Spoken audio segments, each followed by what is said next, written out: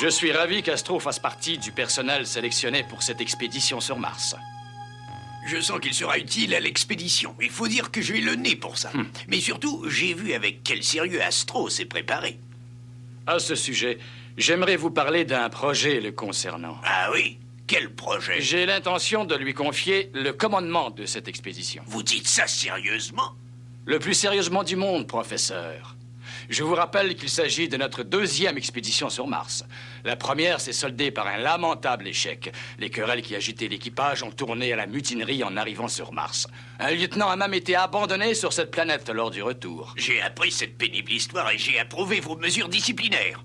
Mais de là à confier le commandement de l'expédition à ce jeune robot... Jeune, certes, robot surtout. Je ne saisis pas très bien la nuance. Eh bien, l'éloignement, la tension, mille et une choses mettent les nerfs des êtres humains à rude épreuve lors de telles expéditions. Or, les robots n'ont pas de système nerveux. Eh oh, tout va comme vous voulez? Presque. Tiens, le vaisseau spatial Symphonie va prendre position sur l'aire de départ.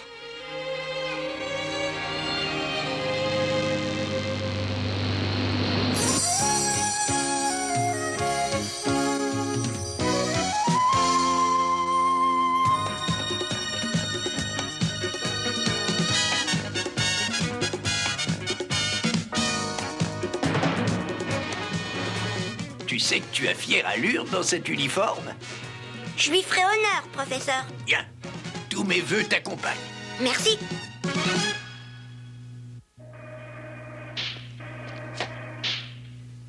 Mes respects, monsieur le directeur. Je suis le lieutenant Cordoba et j'aimerais m'entretenir avec vous. Parlez, Cordoba. J'ai entendu dire que vous aviez confié le commandement de l'expédition à un robot. Je proteste énergiquement en mon nom et en celui de très nombreux collègues. Sauf votre respect, nous estimons qu'une telle décision est insensée. C'est moi qui l'ai prise, Cordoba. Je ne doute pas de votre... Attention, le vaisseau spatial Symphonie est paré au lancement. Les membres d'équipage sont priés de se rendre immédiatement à leur poste. Vous pouvez disposer.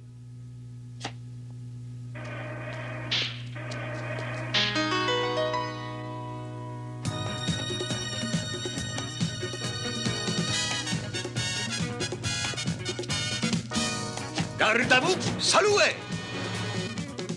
Vous êtes bien aimable.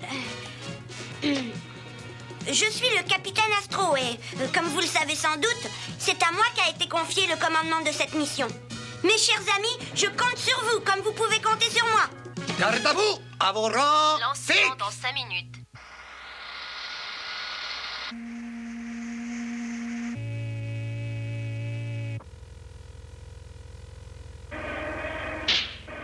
Tous les instruments ont été vérifiés, capitaine.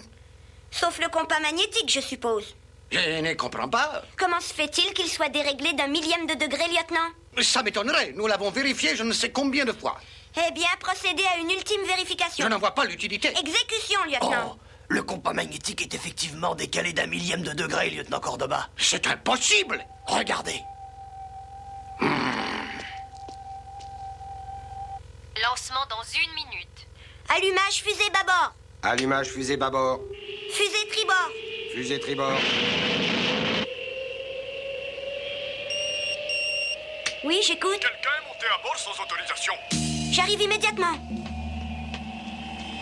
Son uniforme est réglementaire, mais son numéro de matricule ne figure pas sur le rôle de l'équipage, capitaine. Faites-la quitter le bord au plus vite. Impossible, capitaine. Toutes les écoutilles sont sur auto-verrouillage. Je n'ai pas le temps de tout vous expliquer, capitaine. Mais mon frère faisait partie de la première expédition. Il a été abandonné sur Mars. Et j'estime que mon devoir... Je regrette, mais mon devoir est de vous faire évacuer du bord. Il n'y reste que 10 secondes, capitaine. Bah, vous n'êtes qu'un robot. Vous ne comprendrez jamais rien aux sentiments humains. Vous vous trompez. 5 secondes. 4, 3, 2, 1. Trop tard.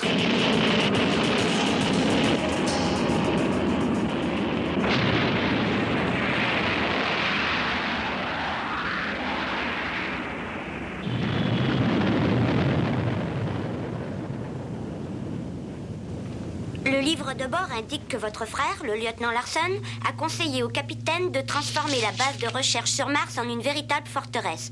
La discussion s'est envenimée pour une raison indéterminée. Personne n'a voulu croire que la Terre était menacée. Hein?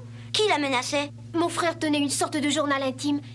Le voici, capitaine. Robert a eu le temps de le glisser à l'un de ceux qui lui étaient restés fidèles avant que le capitaine ne l'abandonne. 1er mai. Nous approchons de la planète Mars et je me réjouis d'avance du succès de notre mission. 2 mai. Ça fait 2 fois que je note le passage d'un objet volant non identifié. Il parle d'un ovni. Oui. Tournez la page, capitaine. Il en a fait un croquis. Une espèce de gros œuf luminescent. J'ai l'impression qu'il nous observe, qu'il enregistre nos moindres activités. Il ne reste que peu de temps à proximité de notre vaisseau. Le capitaine m'a ri au nez quand j'ai parlé d'une menace éventuelle. Pourtant, je ne suis pas d'un naturel pessimiste. Mon frère a dû tellement insister que le capitaine a pris les mesures que vous connaissez. Mais je suis convaincue que s'il voulait transformer la base en forteresse, c'est qu'il avait d'excellentes raisons. Bon, je vous remercie, mademoiselle Larson.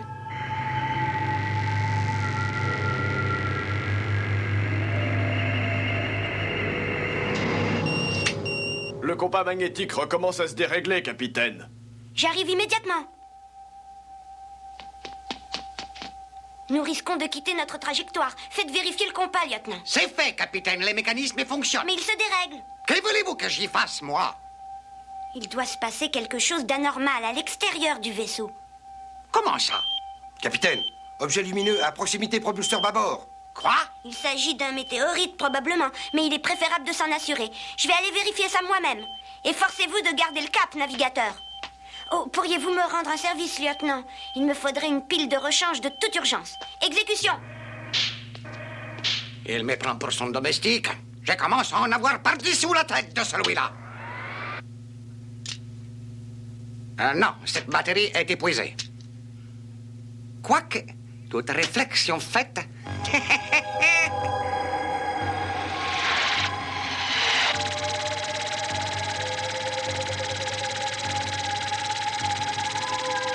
Oh, c'est là-bas!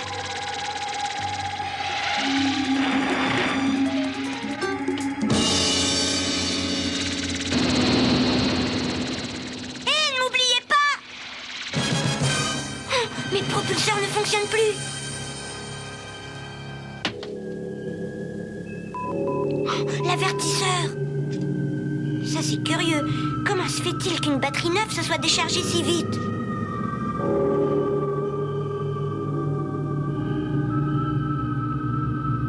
Ça commence mal.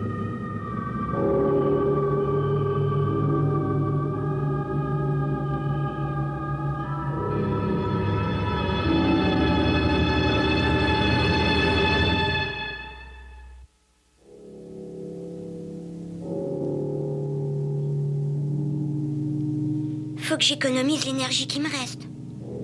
Hé, il y a peut-être un chargeur de batterie là-dedans.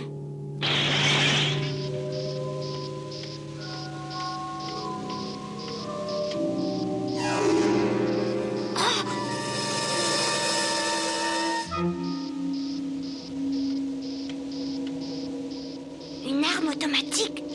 D'où ça sort ce truc-là?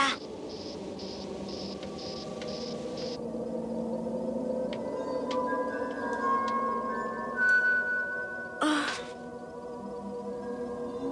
Ma batterie est complètement à plat maintenant.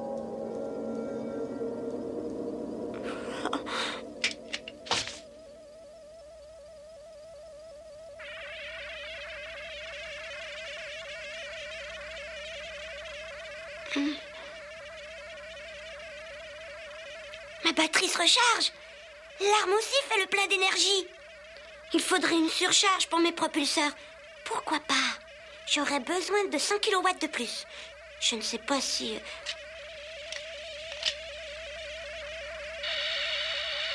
Hey, directement du producteur au consommateur.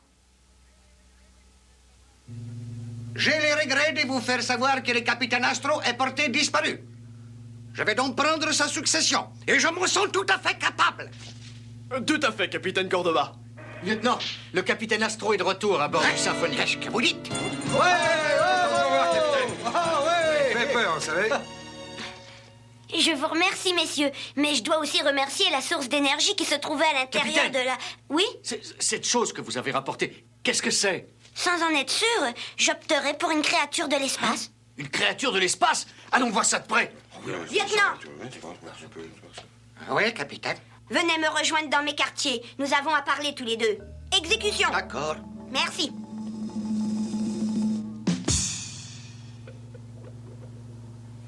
J'aimerais connaître votre opinion sur Robert Larson, lieutenant. Mais pourquoi vous adressez-vous à moi? Eh bien, mais pourquoi pas? Ah ben oui, effectivement. Hein. Que voulez-vous savoir sur le lieutenant Larsen? Pourquoi tenait-il tant à transformer la base de recherche en forteresse? Et pourquoi affirmait-il que des créatures s'apprêtaient à envahir la Terre? Parce qu'il était timbré. Pardon?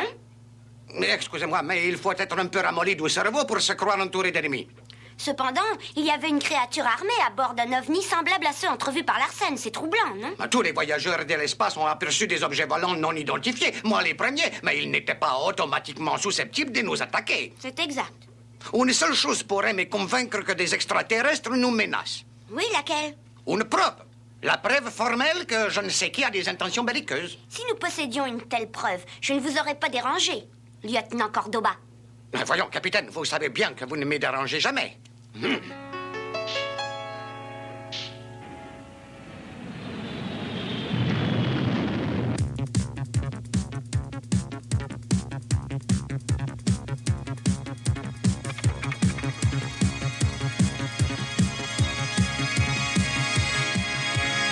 Base des recherches en vue, capitaine. Posez-vous à proximité et organisez tout pour le déchargement de notre cargaison. Exécution! Ah, en parlant d'exécution... Vous dites? Qui, moi? Oh, rien. Je rêve tout haut.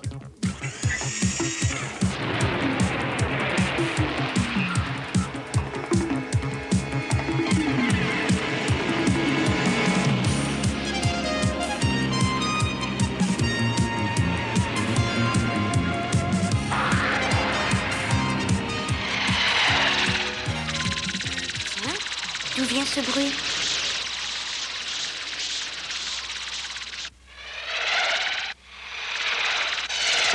Je dois m'absenter. Remplacez-moi.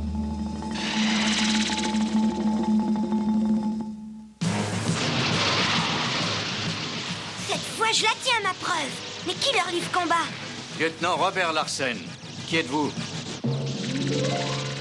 Capitaine Astro, commandant la seconde expédition. Je suppose que votre équipage est composé d'une centaine d'hommes? C'est exact. Et d'une femme. Votre sœur Sonia se trouve à bord. Sonia? Mais...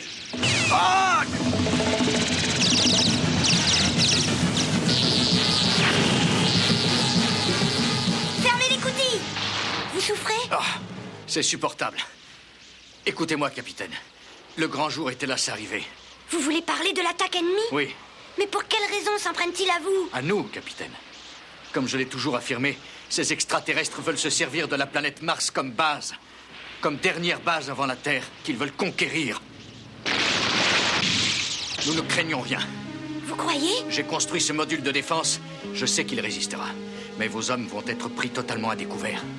Si seulement je pouvais leur dire de courir se mettre à l'abri. Allez-y, j'ai tout prévu. Capitaine Astro appelle le lieutenant Cordoba. Cordoba, j'écoute.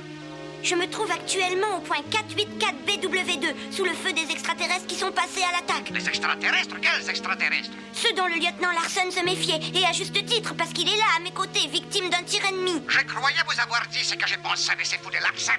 Je suis sûr qu'il regarde sous son lit avant de se coucher pour voir s'il n'y a pas un ennemi caché dessous. Il a réussi à vous repasser le virus. Nous réglerons cette question plus tard. Pour l'instant, je vous ordonne de vous mettre à l'abri. Excusez-moi, j'ai du travail. Lieutenant! Mais comment doit-on leur faire comprendre? Oh, pourquoi faut-il sauver les gens d'eux-mêmes?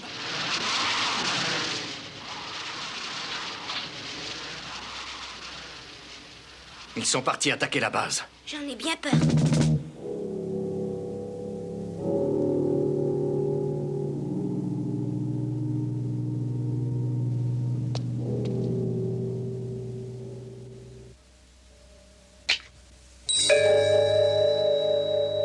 Lieutenant, les créatures extraterrestres nous attaquent.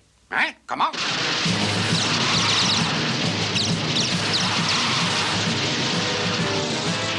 Je n'en reviens pas. Comment allons-nous nous défendre, lieutenant? Que tout le monde se mette à l'abri. Oh mon Dieu, Robert! Oh, Sonia, comme je suis heureux de te revoir. Je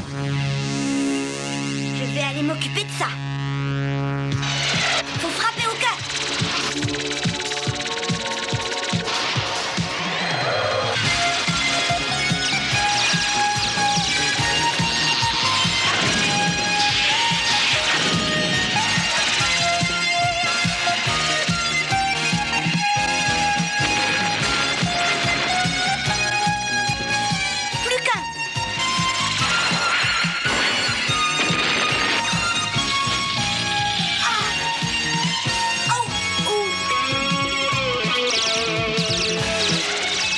Vite, lieutenant! Nous allons nous réfugier à bord du Symphonie. Non, non, sergent, partez sans moi. Mais lieutenant! Je vais vous tomber, Astro. Il faut que j'aille les secourir. Lieutenant!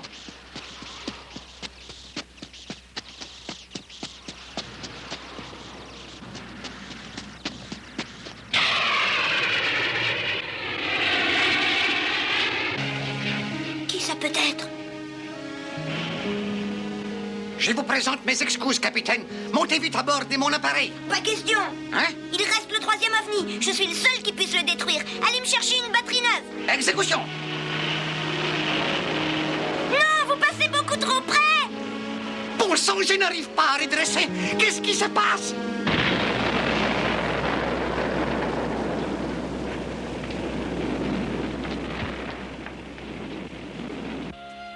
Victime de son devoir.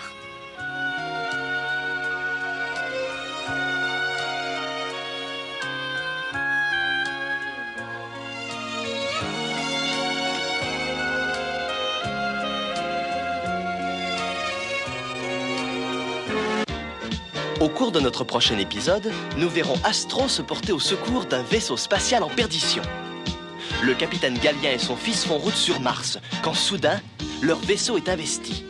Le capitaine perd le contrôle du Canopus 2 situé sur la trajectoire de navette cargo. Le jeune garçon tente de prendre les commandes, mais le vaisseau pénètre dans l'atmosphère. Astro résistera-t-il à l'énorme chaleur ?